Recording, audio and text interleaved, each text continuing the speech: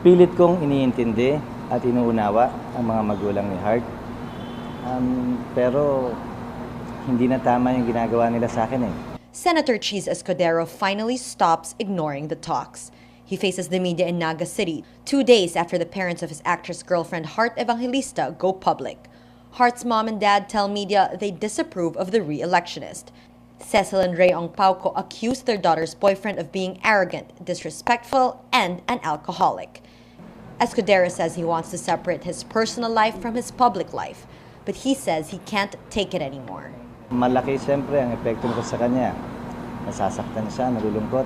Wala akong pinakita o ginawang masama kay Hart sa mga magulang niya. Alam nila yon. He says Hart's parents want only one thing.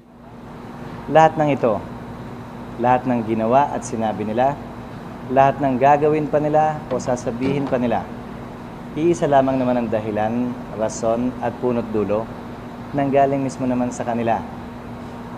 Gusto nila kaming paghiwalayin. He expresses his love for his 28-year-old girlfriend who is 16 years younger. Mabait siya, matalino, masayahin, masarap kausap. Mahal ko siya. Escudero refuses to entertain other questions outside his statement.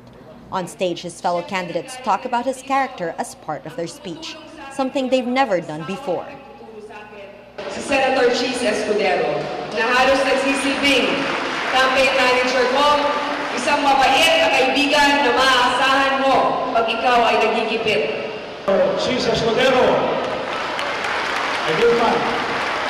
He is going to be like Raul Rocco, pero mas matinig sa mga girlfriend.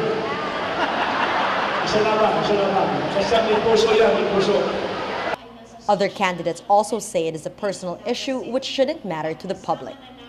It seems that that issue right now is between him and the particular person concerned and her relatives, if they really have those concerns. Earlier, the opposition had called on Escudero to respond because it raises questions about his character. Do personal issues and relationships matter during elections? In general, Filipino voters don't distinguish between personal and professional. Former President Joseph Estrada's womanizing was never an issue with his fans. But Filipino values like respect for elders and humility are things voters look for. Natasha Gutierrez, Rappler, Naga City.